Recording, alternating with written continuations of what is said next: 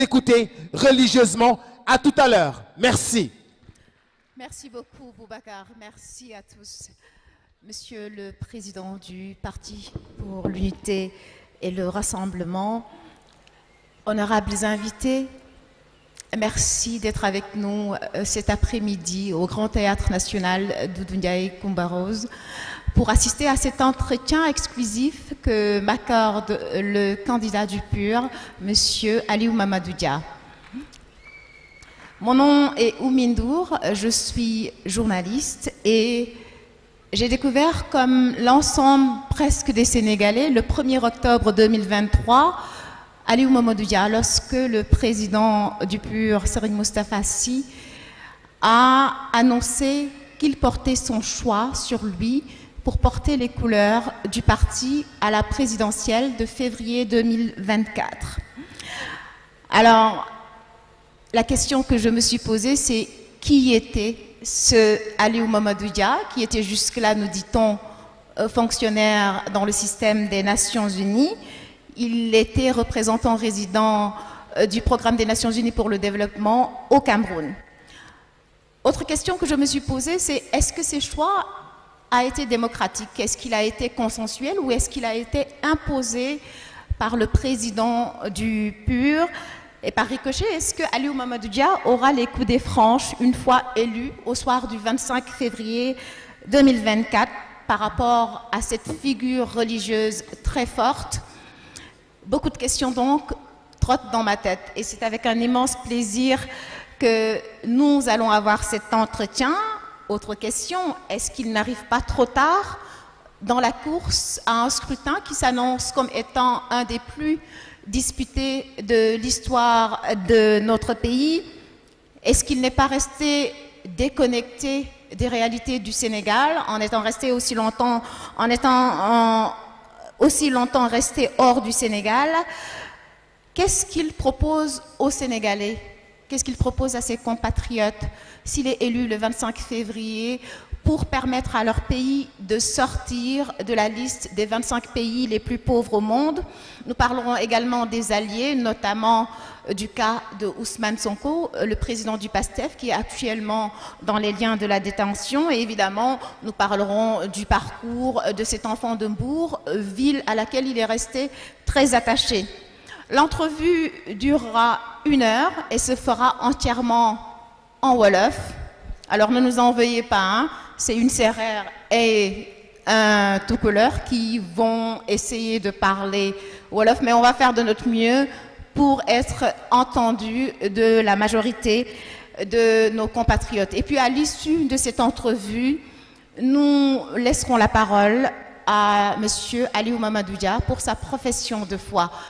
Bonjour Monsieur Dia et merci de nous avoir accordé cette entrevue. Nous sommes ravis de pouvoir vous faire face parce que,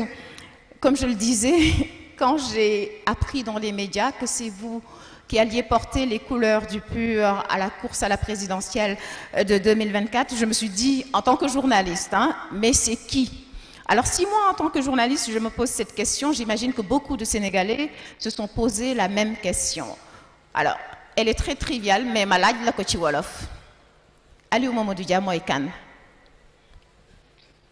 Assalamu alaikum wa Sénégal. Assalamu alaikum wa Afrique. Assalamu alaikum le monde entier. maa ngi am mbégte ak xol bu sedd pour waxtaan ak yéen tey. Bala may commencer dama bëggoon sant sunu borom bu baax a baax moom mi ñu sàkk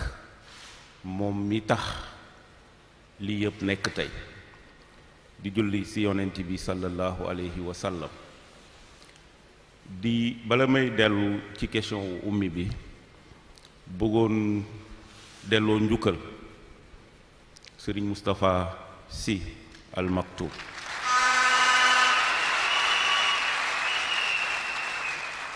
bëggoon ko delloo njukkal ci confiance bi, bëggoon ko delloo njukkal ci jàpp bi, bëggoon ko delloo njukkal ci yëg bi ak bàyyi xel bi ak yar gi mu yar waa Sénégal ak waa àdduna universel la àdduna yépp ko moom sëriñ bi ñu ngi lay sant di la gërëm di la jaajëfal. Oumy na nga laaj man maay kan mu bëggoon wax waa Sénégal d'abord je pense que éliminé naa benn première question bi ñëpp doon posé mooy ndax Alioune dégg na wolof donc je pense que dégg naa wolof.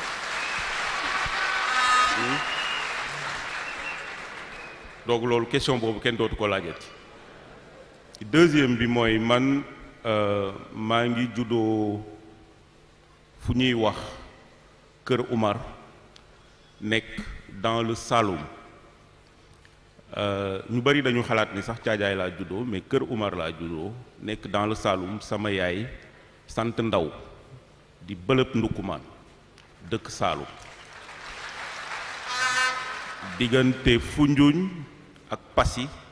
jëm ba Sokone foofu samay maam rekk fa dëkk ba Kaffrine sam papa di Haalpulaar di Tukulóor di Torodo bu set wecc jógee dëkk cosaanoo fu ñuy wax Dodel nekk dans la région de Podor dans le département de Podor dans l'arrondissement de Ndioum haɗemo ɓennude mbeɗe yiɗi wiide bandiraɓe Haalpulaar en bandiraɓe Fuutankoɓe ɓinguel mon biyeteɗo Aliou Mamadou Dia haaldete e mon hannde komi Fuutanke komi Dodelnajo komi Toroɗo onon fof mi juurima on mi salminima on mi tottima on yettare mon donc Oumy loolu mooy sama origine. leer na kon en plus du wolof dégg nga pulaar bu baax te fàtte woo. dégg naa pulaar bu baax a baax damay làkk pulaar suñu kër pulaar sax la ñuy làkk en plus du wolof donc ñu doon laam-laamee ndax dégg naa wolof ak pulaar ak leneen sax nag. dinañ ci ñëw ci kanam incha allah. En attendant wax nga ñu say origine mais sa parcours aussi bëggoon nañ ko xam parce que bi ñu déclaré ne yow yaay doon mbëru PUR ci élection présidentielle bi ñu jëm dégg nañ ne ku def ay jaloore nga ci système des Nations Unies mais avant ça foo jaar foo màggee balaa nga yegg foofu. waaw loolu dama ci sawar vraiment waxtaan ci bu baax a baax parce que ñi ma xam ñëpp Caajaay la ñu ma xamee parce que samay parents foofu la ñu installé woon benn jamono fa laa jàngee école primaire école El Hadj Mamadou Diène di profité waale d'ailleurs bala may jàll di remercier waa Caajaay di leen wax ne maa ngi ñëw nag Caajaay ñoo ko moom keneen moomu Caajaay pour ñun la PUR pour le candidat du Sénégal du yàgg maa ngi ñëw donc ma jàngee Caajaay école El Hadj Mamadou Diène ma bëggoon ci profité Oumy d'ailleurs parce que bi ma nekkee école primaire dafa am ay enseignants modèle yoo xam ne ñoom ñoo ñu formé ma bëggoon ci profité pour rendre un hommage à ces enseignants yoo xam ne du ma leen fàtte et pour dire que je suis purement un pur produit de l'école publique sénégalaise te dama ci bëgg a insister dinaa ci ñëwaat dafa am suñu enseignant yoo xam ne dañ ñu former inculquer ñu ay valeurs ba tey duñu leen fàtte bu ma dajeek sama xarit yi nga xam ne ñoom laa defal école primaire dañuy leen di waxtaanee ku ci mel ni monsieur Ndiaga Niang mu ngi dëkk Kokki damay taal sama oto di dem ba Kokki di ko seeti ba tey ku ci mel ni Aboubacrine Sall yàlla na ko yàlla yërëm suñu papa la woon ku ci mel ni tata Abibatou Fall madame Sall ku ci mel ni tata Sagar Tall ak ñeneen doyen Ndiaye ñooñu tette mu nekkoon ay enseignants de valeur ma ci profité encore une fois pour rendre un hommage à tous les enseignants du Sénégal gàcce ngalaama yéen amuleen moroom li ngeen di liggéey ci réew mi ñëpp teg nañ ci seen bët xam nañ nag condition yu metti yi ngeen di liggéeyee incha allah bu ñu yàlla jàppale ba ñu jot ci réew mi enseignant dinañ ko delloowaat wàccuwaayam ci réew mi incha allah ba ma jógee foofu ma def sama collège aussi ma defee ko Caajaay defee sama lycée Mbour di ci profité aussi pour rendre un hommage à tous les enseignants à tous les professeurs de lycée yu ñu amoon au lycée aussi des enseignants modèles bi ma amee bac je suis venu au département de géographie droit laa bëggoon def pour defi diplomatie sama maam doon inspecteur de l'éducation nekkoon Mbour moo changé samay option ne ma droit baaxul ndaxte bëgguma nga nekk àttekat dem changer samay option ma defi géographie yàlla def bi mu ñëwee département géo ma ci profito encore di remercier di rendre un hommage à nos maîtres de l'université Cheikh Anta Diop surtout du département de géographie et de la faculté de lettres et sciences humaines du département de géographie professeurs yu nga xam ni dañ ñu inculquer xam-xam dañ ñu defar dañ ñu préparer pour le monde pour l'international parce que ba ñu fa génnee ci lañ song àdduna bi bu ñu préparé wul woon préparation bu baax amaana du ñu mën loolu dañu bëgg université l'éducation l'enseignement supérieur ñu delloo ko fa mu nekkoon mu gën a baax xale yi gën ci gis seen bopp. tout à fait dinañ dellu si wàll woowu mais balaa ñuy continuer waxtaan wi sëñ bi di wax ñi yor mbiip yi ak sifflet yi ñu daal di bàyyi donc mun ngeen tàccu mais mbiip yi ak sifflet yi ngeen arrêté ko comme ça déggin bi gën a neex jërëjëf. ma des foofu sax université Cheikh Anta Diop ndax ba nga fa jàngee ba pare da nga fa dellu si aussi di jàngale foofu fan la woon ak lan nga fa doon jàngale. waaw bi ma paree sama bi may def DEA bi ma paree sama DEA yàlla dafa def ma am une bourse d'excellence de la francophonie pour dem defi sama thèse en France à l'université de Marne-la-Vallée à l'Institut francilien de géosciences li ma doon jàng dafa xawoon compliqué parce que affaire u satellite moom laa doon jàng affaire u cartographie boo xam ne da ngay utiliser ay satellite technologie boobu xam-xam boobu bi ma koy jàng boobu fekk na mu tumuranke Sénégal bu baax a baax moo taxoon francophonie joxoon ma bourse ma dem effectivement defi sama thèse comme thèse en alternance laa amoon su ma ñëwee effectivement doon naa def ay cours au département de géo prof bi ma doon encadré doon ma jox aussi ay cours yoo xam ne daan naa ko def laboratoire de télédétection appliquée bi nga xam ne moo nekkoon institut des sciences de la terre professeur Wade moo ciy profité pour rendre ko un hommage moom ak soxnaam parce que ñu ma dimbali la ñu woon ma fa doon aussi joxe ay enseignements un peu partout di former même des professionnels du gouvernement sur les problématiques d'utilisation de l'imagerie satellitaire dans la production des connaissances et de l'information notamment tout ce qui est système d'information géographique loolu mooy sama spécialité ci loolu laa liggéey pendant beaucoup d'années avant effectivement may dem dans le système international. waaw système des Nations Unies man bi ma tàmbalee gëstu ci say mbir ba ñu jox ma say CV dama am sentiment mooy li tubaab bi naan vous m'avez donné un complexe parce que CV bi macha allah gudd na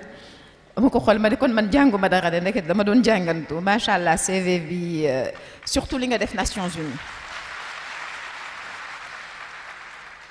ba pare dama gis ne aussi dem nga ci ay programme yu bëri ci dëkk Afrique yu bëri ma bëggoon nga cofal ñu ci tuuti rek ci li nga def ci programme des Nations Unies yi nga xam ne yow yaa ko yoroon. waaw Nations Unies comme ni ngeen ko xamee mooy mbootaayu réew yi nga xam ni ñoom ñooy accompagner notamment le PNUD le programme des Nations Unies pour le développement mais commencé wu ma PNUD yeneen agence ou système des Nations Unies la commencé. Notamment OCHA. OCHA, c'est l'Office des Nations Unies pour la coordination des affaires humanitaires. Donc, il faut commencer liggéey ci affaire cartographie des crises humanitaires. Donc, c'est ce que je veux d'ailleurs. Quand nous commencé liggéey lolu, ma nek ci pendant 6 mois, ma gis ni jang am apporté wu ma won lu bari parce que li ma jàngoon daanaka ak li ma doon def c'était comme nga am jàng ba am disons bac ñu delloo la pour nga def ay exercices su 6e collège par exemple donc après 6 mois j'ai décidé de partir parce que je ne m'épanouissais pas dans la fonction après quelques mois après évidemment j'ai réintégré le système des Nations Unies ñu recruté ma comme expert senior sur les problématiques de réduction des risques de catastrophes de prévention des crises pour l'Afrique de l'Ouest. Et donc, nous attachons au niveau de la CEDEAO. Donc, toutes les questions de politique de la CEDEAO sur les crises, sur les réponses humanitaires, sur la prévention des catastrophes, man maa ci liggéey tout au début. Et puis accompagner aussi beaucoup de pays africains de l'Ouest, tous les pays membres de la CEDEAO, les stratégies et les politiques qu'ils ont élaborées, y compris le Sénégal, dans les années 2005-2006, toutes les politiques des pays de l'Afrique de l'Ouest sur les problématiques de gestion des crises et d'anticipation, pratiquement man maa ci liggéey ak. maanaam daal lépp lu jëmoon ci xare yi amoon ci fii ñu nekk ci Afrique soowu jant. Même crise naturelle inondation yi daal ñu si ñëwaat. waaw yooyu aussi c'est la bokk. J'ai beaucoup travaillé sur les inondations. Et d'ailleurs, quand je faisais ma thèse, je travaillais sur la cartographie par satellite et système d'information géographique des inondations dans le bassin du fleuve Sénégal, notamment sur la ville de Saint-Louis. waaw donc yooyu incha allah dinañ ci ñëwaat. dinañ ci dellu si voilà dinañ ci dellu si kon muy jaar-jaar bu am solo ci système des Nations Unies. mais loolu début bi rek la. début bi la de parce que yow.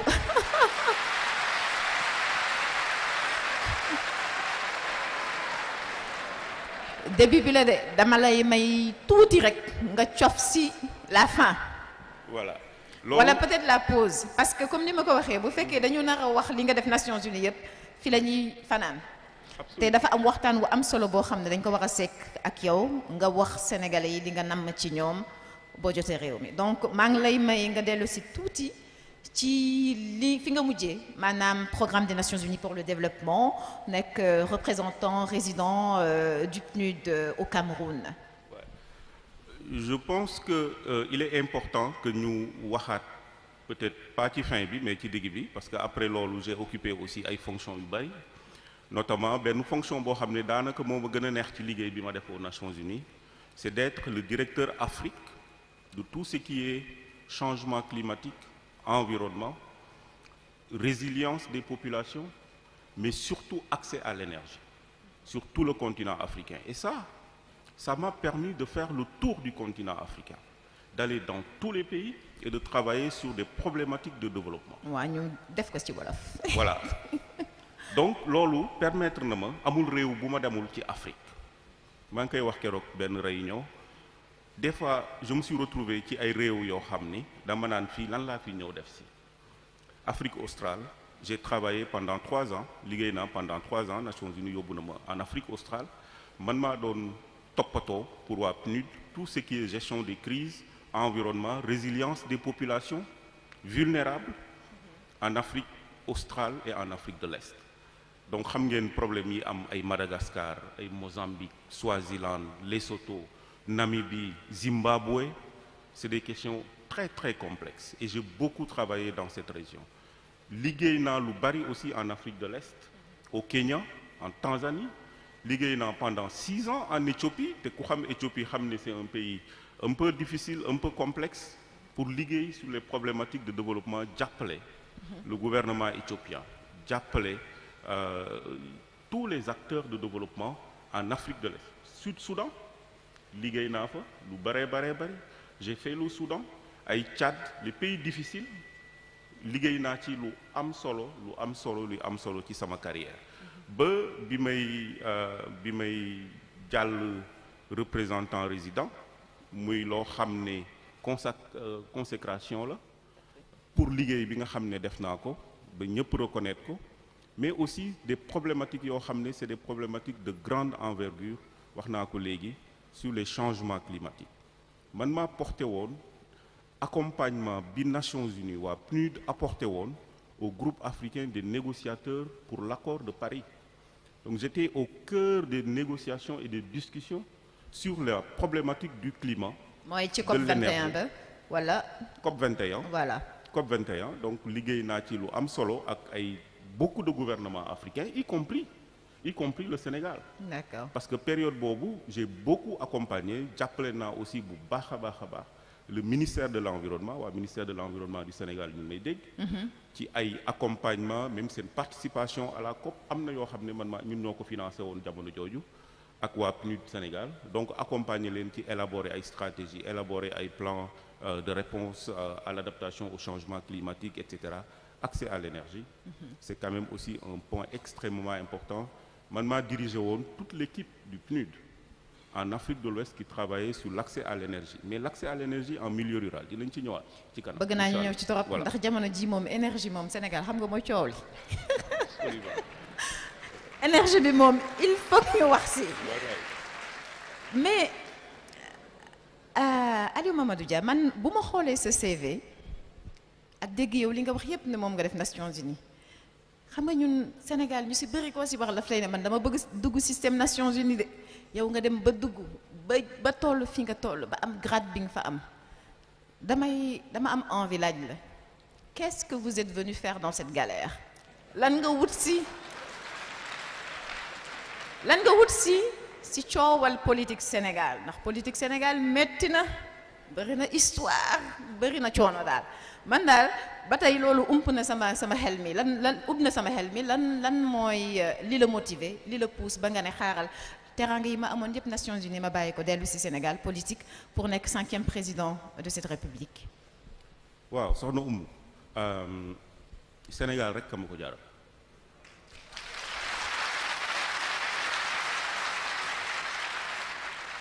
Sénégal moo ñu jaral bàyyi lépp privilège amul sens pour ñun bu Sénégal soxla autorité boo mën a am ak loo mën a am bu Sénégal soxla da nga ko fay bàyyi te ñëw wuy si à l'appel du peuple. Je pense que Serigne Moustapha encore une fois gàcce ngalaama bi mu amee xel ak xalaat ne Sénégal xam naa koo xam ni bu ñëwee dina dimbali Sénégal dina appliquer ay connaissances am ay lépp lu nga xam ne liggéey na ko à l'étranger pour andi ko pour liggéeyal réew. Je pense que la seule motivation que j'ai, mon seul engagement, mon seul combat, c'est le Sénégal. leer na mais bu ma nattee diir bi nga toog bitim réew yàgg na lool daanaka mot na ñaar fukki at may xool loolu man ci yàgg ma ne kii moom mbaa moom xamante ne sax liy riir ci réew mi parce que réew mi nag dafa soppeeku de boo xoolee ñaar fukki at ci passé lépp a soppeeku ndax yow defuloo li tubaab naan embourgeoisé wu ci si ay privilèges Nations Unies ba léegi xamatoo naka la dëkk bi di doxee ak du man kese sax sénégalais yu bëri ñoo am sentiment boobu ndax dañu jékki-jékki rek gis le 1er octobre bi donc motagul sax weer bi la ñu bëri découvrir. waaw tooguma 18 ans te ñëw ma Sénégal wala 20 ans sama ay xarit personnel ñu ngi nii toog Sénégal mosuma toog 2 mois yoo xam ne ñëwuma Sénégal ak fu ma mën a nekk ci àdduna bi je crois que Oumy wax naa la ko démb benn yoon laa mës a toog pendant ces 20 ans benn yoon laa mës a toog 6 mois te ñëwuma Sénégal te ci période Covid bi la woon donc li xew Sénégal xam naa ko damay waxtaan ak nit ñi je vous ai dit que moi je suis un géographe et le géographe c'est par excellence que celui qui connaît le terrain et qui maîtrise l'espace amul fu ma demul ci Sénégal wax naa la ko léegi j'ai fait mes travaux de recherche sur la revitalisation des vallées fossiles dans le Ferlo amul fu ma demul dans le Ferlo Barkédji Linguère Yang-Yang àll boobu yëpp dem naa ko Ranérou ba Sémé ba Bakel pour remonter la vallée du Ferlo pour def des études d'hydrologie pour xool ba xam nan la ñuy dimbalee le Ferlo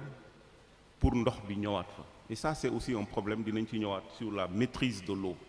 c'est un problème Sénégal on ne développera jamais notre agriculture si on ne maîtrise pas l'eau ça c'est important donc wax naa ni damay ñëw Sénégal su ma ñëwee damay dem seeti samay mbokk am naa ay xarit dañuy toog di waxtaan di seeti di saafonte ak nit ñi di discuter sur les problèmes du Sénégal xam nga kañ la le Sénégal di gën a intéressé boo nekkee bitim réew chaque jour boo yeewoo bala ngaa naan sa café da ngay connecté wu internet pour xool lu xew Sénégal je pense que waa diaspora bi it maa ngi leen di delloo njukkal nekk ci biti sa xel yépp nekk fii ci biir loolu moo dal ñépp donc lépp lu xaw Sénégal xam nañ ko di wax ak nit ñi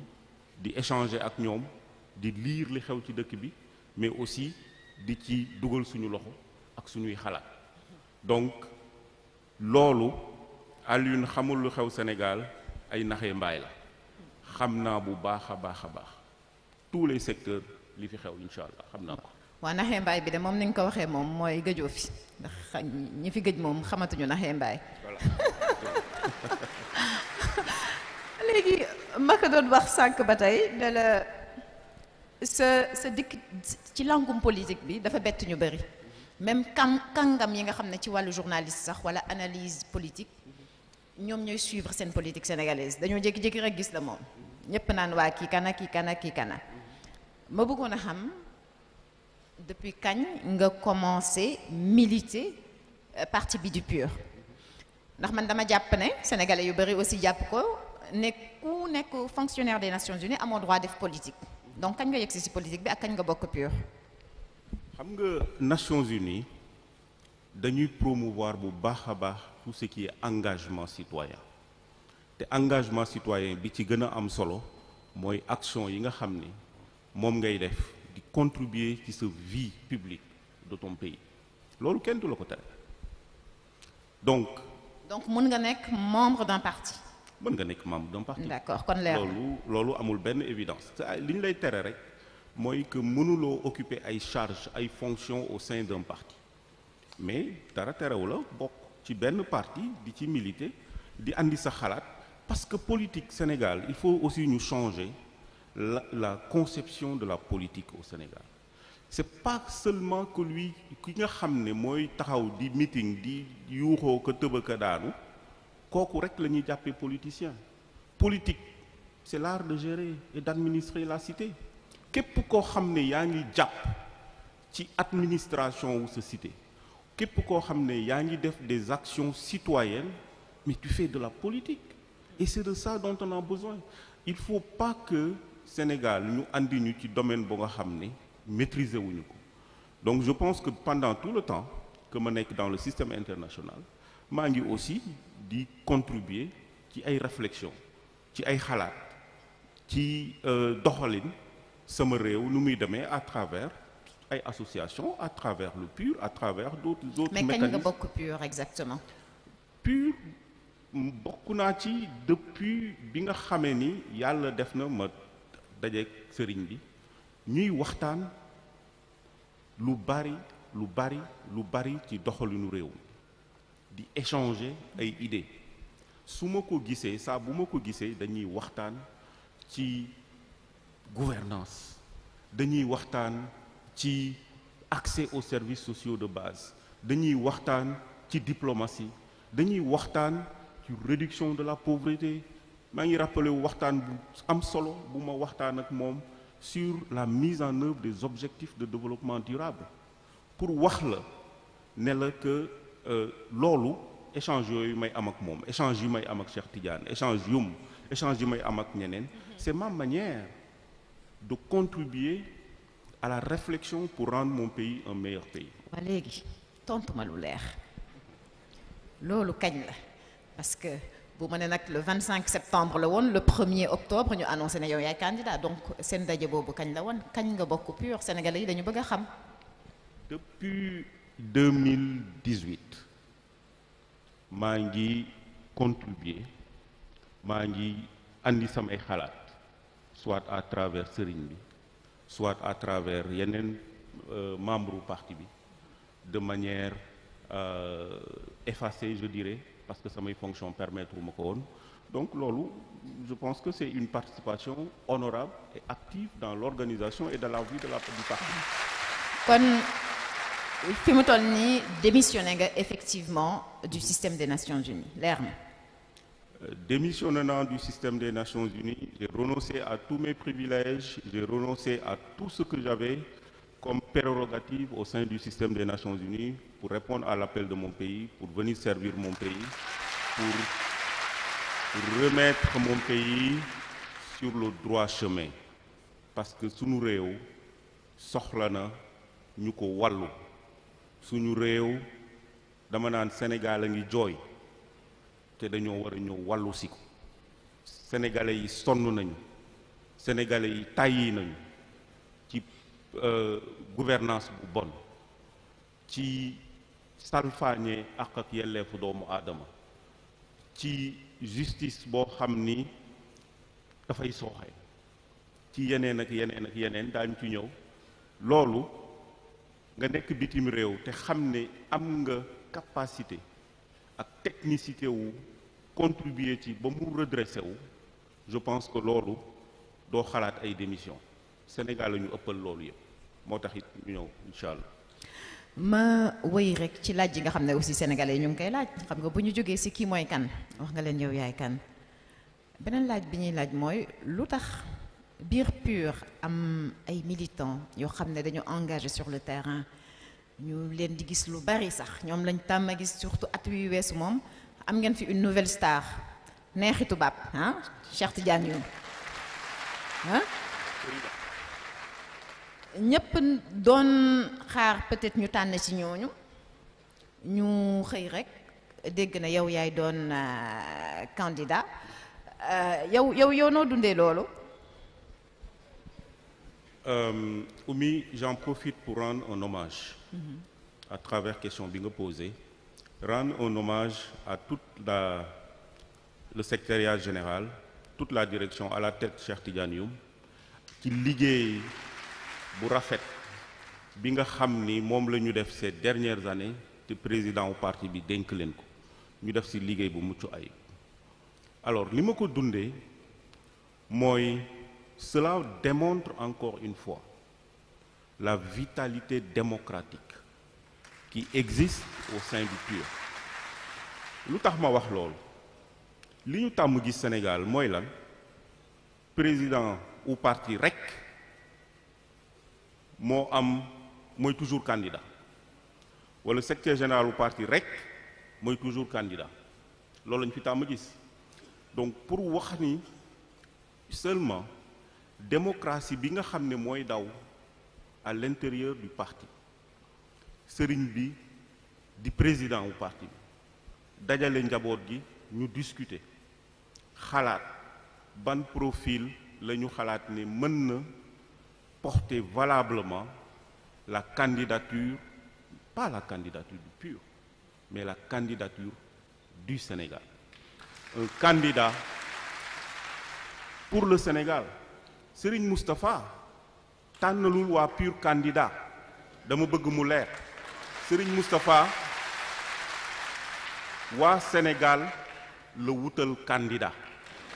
candidat bi candidat wu Sénégal la donc moo tax bu ñuy wax dañuy wax ak Sénégal yépp li ñuy def on transcende les clivages. dëgg la kon daal gis-gis bu yees doxalin wu yees ak ay nit yoo xam ne daal daanaka mën nañ nañu bees dañ ci ëttu politique bu Sénégal loolu ngeen indi. wallaay Sénégal dañu tàmm nag di gis des politiciens professionnels nekk fi depuis 30 ans depuis 40 ans réglé wuñu suñuy problème il est grand temps et le peuple sénégalais en demande. Nous voulons une alternance générationnelle dans la politique au Sénégal loxo yu set wecc moom la ñu bëgg pour jëlaat suñu réew teg ko ci yoon parce que nag dafa doy rien ne sera plus comme avant et ça buñ ñun dinañ ci taxaw daañu ci liggéey donc encore une fois pour me résumer wu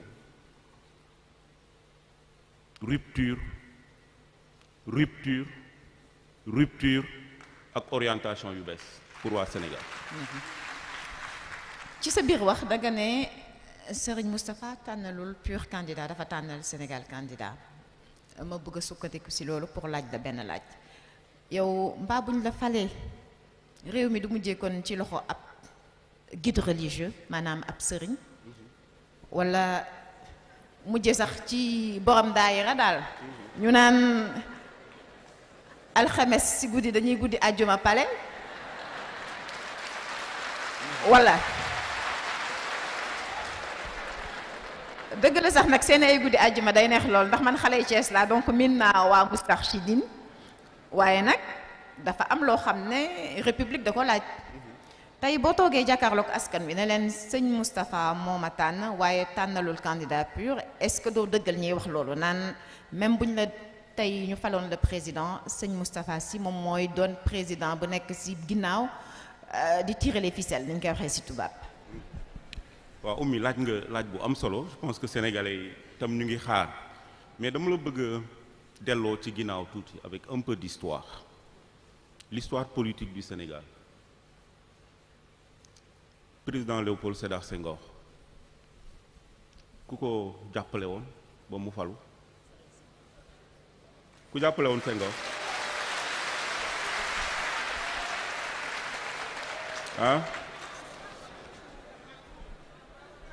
président Abdou Diouf ku ko jàppale ba mu falu xam ngeen ñun ñëpp bañ ay xale la ñu woon peut-être ñun fekkewuñu lu bari ci régime mu président Senghor mais président Abdou Diouf fekke nañu ko xam nañ ni mu demee woon ba président Diouf falu sëriñ si digganteem ak Cheikh Abdoul Ahad ak digganteem ak ñeneen loolu ñun ñëpp fekk fi la ñu fekk président Abdoulaye Wade moom mii li mu ci def ba mu falu ah donc est-ce que tax na ñu ne sëriñ bi mooy tirer les ficelles derrière absolument pas te nag am na loo xam ni sax te xalaat ko sax dafa jaadu parce que nag am na loo xam ne buñ ne ni ñu koy waxee ñëpp yem cër am ñu gedd seen wàll nag donc loolu wax bu yàqu la Serigne Moustapha li ko ñor Sénégal la li ko ñor mooy sénégalais yi ñuy noot te amuñu doole mu gis koo xam ne jàpp na ni kii bu ko sénégalais yi jàppale mu nekk président de la république te incha allah daañu ko nekk dina saafara problème mu sénégalais man nii Serigne Moustapha jàppale su ma nekkoon président de la république du Sénégal mu gis ne nekkuma ci problème mu sénégalais il sera le premier à me dénoncer.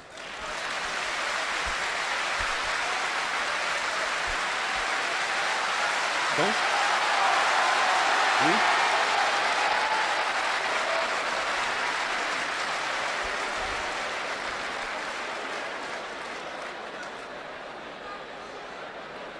Sera le premier Serigne Moustapha encore une fois ma yeggale li ko ñor du man Sénégal la ko ñor donc ma waxaat ko su ma nekkoon président suba mu gis ne maa ngi taxawaay bu dul taxaw bi ma war a taxaw pour Sénégal li ñu yaakaaroon ci man gisuñu ko moom mooy njëkk ne Alioune d'accorduma ci li ngay def loolu donc du loo xam ni daf ko def pour tirer ci benn privilège daf ko def parce que gis na encore une fois ma waxaat ko je ne me fatiguerai pas de le dire sénégalais bu am compétence bu liggéey pratiquer développement tàndantuwu ko ak ay résultats et je défie tout le monde d'aller dans les pays où j'ai servi de faire le tour du continent et de demander après moi donc bu gisee loolu yéene ko am réewam je pense que rien n'est plus noble que ça. waa kon baax na ba ñu yegg ca fi mu toll nii nag ma bëgg ñu ñëw ci pàcc wi gën a am solo pour man ci waxtaan wi mooy duma la sax wax nga dévoiler sa programme ndax foofu yeggaguñ sax nee nañ ma ci fan yi incha allah nga ko nar a def mais dama bëggoon rek nga cofal ñu ci tuuti bu ñu la falee le 25 février 2024 incha allah premier tour.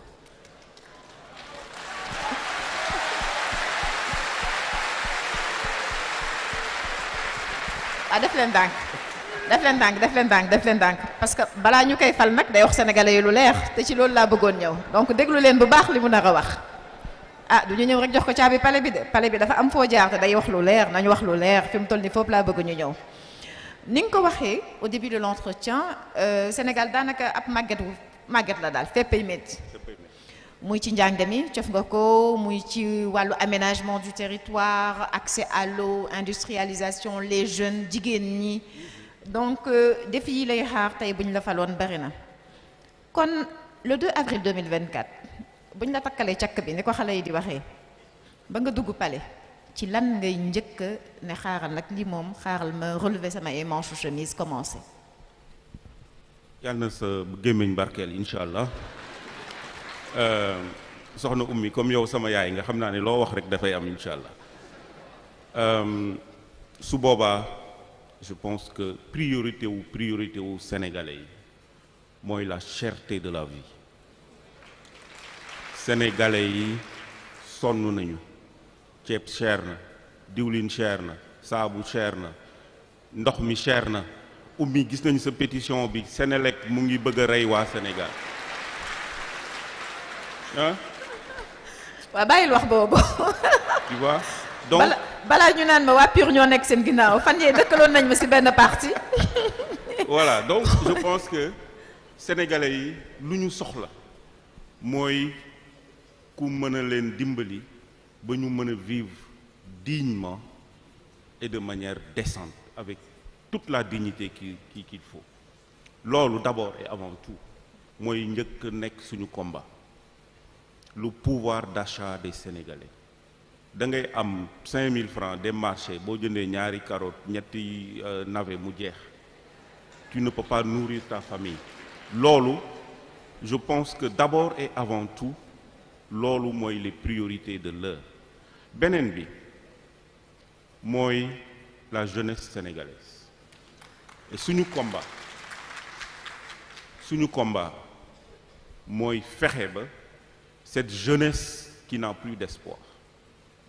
cette jeunesse qui est perdue cette jeunesse qui n'est pas formée qui est mal formée qui n'a pas de travail ni d'emploi cette jeunesse bi nga xam ni ñàkk yaakaar moo tax ñuy dugg ci gaal di dem di périr ci Atlantique loolu ku mu mettiwul loolu gouvernant bu mu mettiwul gouvernant bu mu terewul a añ wala mu tere la reer c'est parce que y a problème ñun incha allah on va trouver des solutions à ces problèmes de la jeunesse en formation defal ndànk mbaa du mujjee ca ana ñu amul liggéey déggoon nañ ko fi de te xam nañ na mu mujjee léegi concrètement ci yan levier ngay peser pour justement ndaw yooyu mën a bàyyi ci ni ñu koy waxee ci tubaab désespoir bi ñu nekk nii. mais levier yi bari na du ma dévoiler suñu programme évidemment parce que am nañ ci ay xalaat yu am solo mais jeunesse bi d'abord les jeunes pour nit mën a liggéey il faut mu am qualification professionnelle bu amul qualification c'est un problème donc la formation l'éducation maa ngi doon wax sànq njàngale mi ak éducation nu mu yàqoo ci réew mi avant école publique titre la woon nga dem école publique jàngee école publique 90% de Sénégal ñi fi tekki dara école publique moo leen formé école privée bu yàgg ba c'était boo demee ba nga xam ni daanaka mënoo jàll ci école publique bi ci lañ lay yóbbu école privée pour fayal la pour dimbali la nga jàll mais maintenant c'est le contraire donc la formation des jeunes c'est extrêmement important il faut que nos jeunes soient qualifiés techniquement compétents pour pouvoir prétendre à trouver du travail mais il faut assainir le climat des affaires il faut que sunu secteur privé parce que comme on dit emploi secteur privé moo koy créer état day créer les conditions un climat des affaires favorable pour attirer des investissements bu investissement yooyu ñëwee mën a créer ay investissements yoo xam ne xale yi daañu leen mën a jël ñu liggéey ci et loolu c'est extrêmement important donc dans le domaine de l'agriculture dans le domaine de l'agribusiness les chaînes de valeur qu'il faut développer, renforcer. Keroog maa ngi wax bi ma amee réunion souveraineté alimentaire, c'est un problème. Un pays où on n'est pas souverain en termes de nourriture, mais c'est un problème. maanaam li ñuy dundee daal moomuñu ko daal dañ koy jëggaani. mais lu wóor na leen ceeb bi ñuy jëndi ñaata on importe combien de kilos de tonnes, des milliers de tonnes de riz chaque année pour pouvoir se nourrir au Sénégal. Mais c'est pas possible. Moi j'ai vécu dans des pays yoo xam ne où le Cameroun, évidemment il y a une importation de riz, mais les Camerounais produisent ce qu'ils mangent. La plupart, 90% de la population. Mais on a la vallée du fleuve Sénégal. Mais on n'arrive pas à exploiter nos terres arables, maîtriser l'eau, andi ay financement pour pouvoir produire assez pour nos populations. Donc ça, c'est un problème. Donc yooyu, je pense que bëgguma sax xuus lu bari ci suñu programme, mais yooyu bëgg nañ ci wax le tissu industriel. Parce que quand même, c'est aussi tissu industriel pratiquement amatul Sénégal. Nos grandes industries ont été complètement dilapidées, privatisées entre les mains d'investisseurs étrangers dans le domaine des finances et de la banque et des banques. baax na kon ñu yaakaar ne ce ne sera pas seulement de la rhétorique. donc ñu ngi xaar programme bi génn.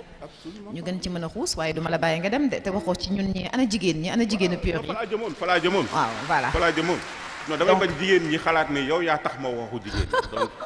te jigéen ñi. dama am jigéen ñi ñu ngi fi maa ngi gis mouvement des femmes yi. ñu ngi nii maa ngi jàddoog waa HLM yi donc waxal tuuti si jigéen ñi balaa ñu xool si waxtaan bi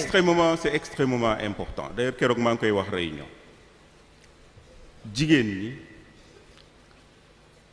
Sénégal dafa jot ñu delloo jigéen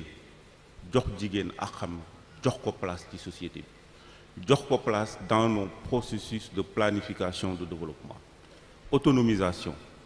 c'est quelque chose qui m'est très cher. J'ai beaucoup travaillé sur l'autonomisation des femmes dans tous les pays où j'ai été en fonction. Beaucoup. waaw maanaam kattanal leen ba ñu mën a demal seen bopp. ci wàllu koom kattanal jigéen c'est extrêmement important ci wàllu koom. donc liggéey naa ci lu bari ci programme bi it am nañ ci ay xalaat ak ay propositions yu am solo jigéen ñi nga xam ni dañu nekk aussi en milieu rural ñoo gën a sonn. ci kaw gi ñoo gën a sonn am nañ ay xalaat ci biir programme bi yoo xam ne incha allah bu ñu ko dérouler jigéen dina retrouver toute sa place dans nos processus de développement économique loolu benn la mais ñaareel bi gën a am solo pour man en tout cas bu am solo la mooy leadership féminin nan nga mën a concevoir benn gouvernement wu 39 membres by the way comme ni américains yi di wax ñun bu ñu nekkee président bu ñu jotee ci nguur gi gouvernement wu 30 membres sax du fi am incha allah yàq xaalisu réew mi gouvernement wu 39 membres yoo xam ne juróom-ñaari jigéen a ci nekk dafa mel ni Sénégal jigéen ñi amuñu benn compétence c'est pas normal donc leadership féminin jigéen ñi ñëwaat ci position ñu nommé leen ci position yu stratégique pour ñu mën a doxal réew mi ci tous les domaines loolu dafa am solo te dafa war a nekk parce que jigéenu Sénégal gàcce ngalaam elles sont bien formées elles sont compétentes elles sont capables elles sont braves donc loolu vraiment jigéen ñi bëgg naa ñu daje maa ngi koy wax Cheikh Tidiane waxtaan pour xool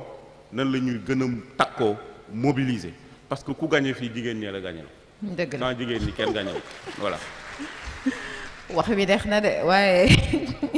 jigéen ñi tey leen seen carte ba programme bi jigéen ñoo xam lan moo si nekk dëggantaan dégg nga parce que boom nañu bàyyi aussi di leen dugal rek ci ay car ñuy tàccoog ñoom seen. donc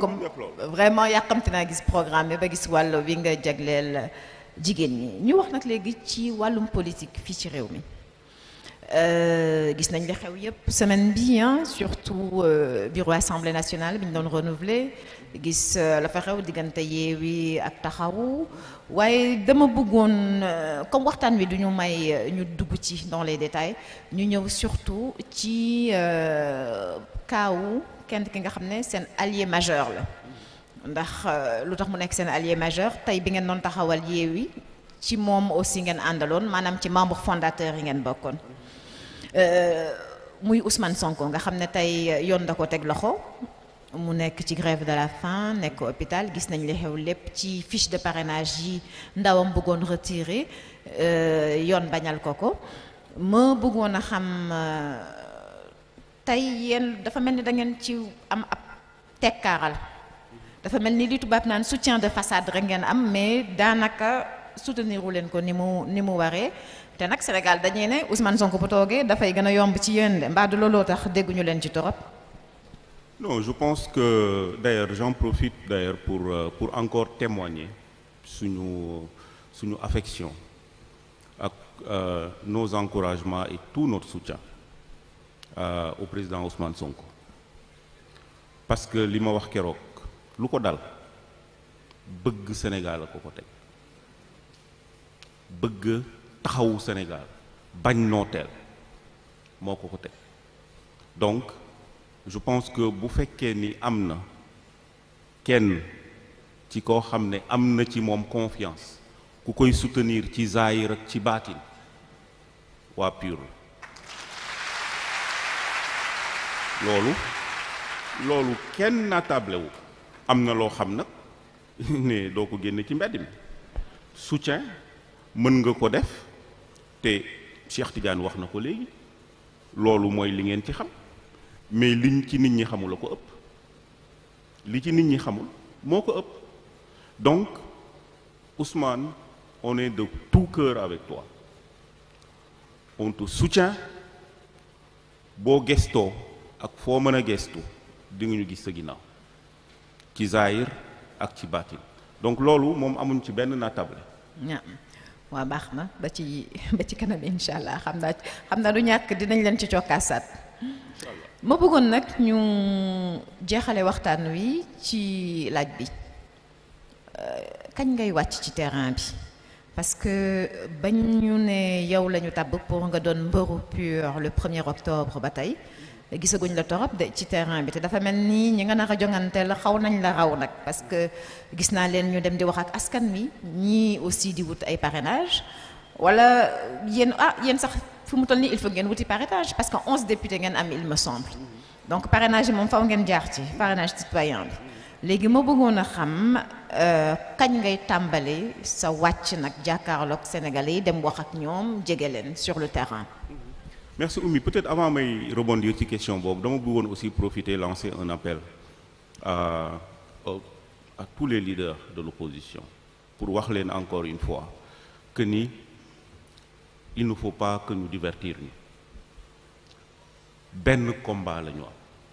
mooy ñi fi nekk ñu jëlee leen fi le 25 février loolu mooy suñu mission et j'en profite d'ailleurs pour rendre un hommage ñoom ñëpp ndax seen leadership ak seen taxawaay ku ci mel ni docteur Abdourahmane Diouf ku ci mel ni Bougane may profito d'ailleurs di ko jaale soxnaam bi nga xam ne dafa wàññeeku fan yële incha allah dañ fa dem sax jaale ji ko ak ñeneen Déthié Fall ñooñu nga xam ne ñu nag ñoo ma nekkoon ak waa PUR ñoo nekkoon ci coalition Yewwi Askan Wi donc di leen wax ni restons mobilisés il ne faut pas qu'on nous divertisse il ne faut pas que ñu andi ay problèmes suñu diggante pour nous divertir benn objectif moo fi am ñun ñëpp ñoo bokk objectif boobu donc dama bëggoon vraiment rendre leen ñoom it un hommage et faire cet appel là pour le dire évidemment le 25 février buñ ci yàlla àndee ñu daan ñi fi nekk jël nguur gi tegaat réew mi ci yoon jëm ko doxal question bi nga posé maa ngi koy bëgg a fàtte. mooy kañ ngay wàcc ci terrain bi. kañ lay wàcc ci terrain bi xam nga PUR moom ñoom ñu ngi ci terrain c'est des hommes de terrain naturels loolu moom je pense que jarul ñu koy wax mais li ñu wax rek sunu candidat mooy man mi candidat wu Sénégal fu sénégalais nekk région bu ne dinañu fa dem rencontrer sénégalais yi waxtaan ak ñoom. mais loolu kañ lay doon kañ ngeen di commencer. suba sax war nañu dem fenn suba waroon nañu dem Caajaay suba pour commencer Caajaay mais pour des questions de logistique dañ koy décaler pour quelques jours pour wax waa Thiadiaye aussi ngeen pare bëgg naa bu gaa ñi ñëwee ñu wone def démonstration de force bu am solo Thiadiaye pour won ne Thiadiaye ngay dem ñoo ko moom ci foofu Pape Djibril Fall ma nga fa de bu ñu fa jógee Pape Djibril Fall ma ngi foofu Thiadiaye ngay commencé incha allah ah incha allah ah sama rakk jooj neexul deret de ne ko sama mag a ngi ñëw moom xam na le message est passé ne ko pa neel pap ne moom sama rakk la ne ko sama mag a ngi ñëw moom xam na donc pour vous dire seulement que terrain bi incha allah on va faire du terrain dinañ dem fépp ci biir Sénégal dinañ rencontrer sénégalais yi dinañ dem rencontrer diaspora bi dinañ dem un peu partout en Europe aux États-Unis en Afrique du Nord mais j'en profite aussi parce que bëgguma fàtte loolu rendre un hommage à la diaspora amuñu moro man ak ñoo ma nekkoon ci biti gis naa dund yi ñuy dund gu metti gi ñuy dund j'en profite pour faire un coucou à toute la diaspora sénégalaise au Cameroun surtout à Yaoundé les premières réunions que j'ai eues ñoom ñoo ko organisé mobiliser tout le monde wax ma seeni problème yaakaar ne incha allah bu ñu yàlla dimbale dinañ dimbale waa diaspora bi accompagner leen ñu mener une vie décente mën a ñibbi ci seen réew mën a investir seen réew mën a am facilité wu dem ak a ñëw loolu c'est un gros problème boo xam ne waa diaspora bi ñu ngi koy jànkonteel mais ummi aussi dama bëggoon profiter pour aussi wax ci yenn secteur productif yi nga xam ni dañuy jànkonteel ay problèmes les pêcheurs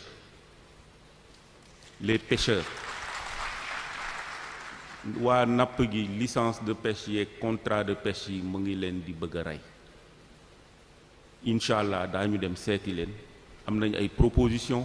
bëgg naa ñu liggéey ak ñoom ci proposition yoo xam ne incha allah bu ñu yàlla dimbalee ba ñu jot ci réew mi ñoom dinañ leen delloowaat seen àq ak seen i yelleef jàppale leen ci seen liggéey parce que la pêche constitue un pilier important de notre économie béykat yi waxuma ko mais ci laa bëgg a ñëw béykat yi l'agriculture représente presque 70% de notre population active et boo xoolee la contribution de l'agriculture dans notre économie est très faible parce que ñu ngi toujours ci une agriculture de rente une agriculture familiale on ne peut pas développer notre pays avec une agriculture de cette nature c'est impossible ñun li ñu bëgg mooy béykat yi nekk ay businessmen créer ay chaînes de valeur mais pourquoi en France et dans les autres pays du monde les agriculteurs d'ailleurs eux là-bas ils parlent pas de paysans ils parlent d'agriculteurs pourquoi nous on a des paysans pourquoi là-bas des agriculteurs peuvent se regrouper en coopérative en syndicat ubbi ay grandes surfaces di jaay seen ay produits di ci tedd ñun suñuy béykat mënuñu def loolu ñun suñu objectif mooy jëlee béykat bi 300000 te 300000 mooy bu béykat bi béyee ba sonn li mu récolté bu ko dajalee amaana sax du yegg 300000 francs parce que benn récolte la am ci at bi parce que on n'a rien fait pour maîtriser l'eau notre objectif c'est créer agriculture bu moderne bu ñu mécaniser ba béykat bi dina mën a am ñetti récolte par an mën a dund dignement de 300000 mën na dem sax ba 300 millions loolu mooy objectif bi parce que loolu bu ñu ko deful suñu indice de développement humain ni dafa faible en tant que pays. waaw mais xam nga nag baat yooyu du xaw a leer ci sama genre yi nga xam ne seen jàng soriwul ay indice de développement humain ay croissance dafa xaw a flou daal ci bopp nii donc dama bëgg boo ci wax nga wax ñu ci ay anam yu leer yoo xam ne ñii làkk kàllaamay ci réew mi dinañ ko mën a comprendre bu baax. sama yaram dafa xaw a tàng moo tax may xuus ci kii bi ci programme bi mais loolu mais je pense que dinañ ci ñëwaat incha allah bu ñuy def lancement au programme bi mais dama bëggoon wax yooyu artisans yi l'artisanat sénégalais est dans des situations terribles dëgg la la culture xam naa moom ak yeneen duñ ci mën a xuus lu yàgg ndax comme ni ma ko waxee woon ci njëlbeen waxtaan wi benn waxtu la waroon durer yegg nañ ci ñu ngi lay jaajëfal bu baax di la wax nag xam naa moom kon 4 mois yi di ñëw ça va être intense pour vous ndax li nga ma ne foofu ngeen bëgg a dem yépp xaw ma kañ ngay am jot bi pour def ko mais en tout cas ñu ngi leen di souhaiter bonne route dit le jaajëfal. Donc nous vous remercions d'avoir suivi cette entrevue exclusive accordée par Aliou Mamadou Dia, le candidat à la présidentielle 2024 du Parti PUR. Nous allons à présent passer à sa profession de foi qui sera faite en plusieurs langues. Monsieur Dia, vous avez la parole. Merci.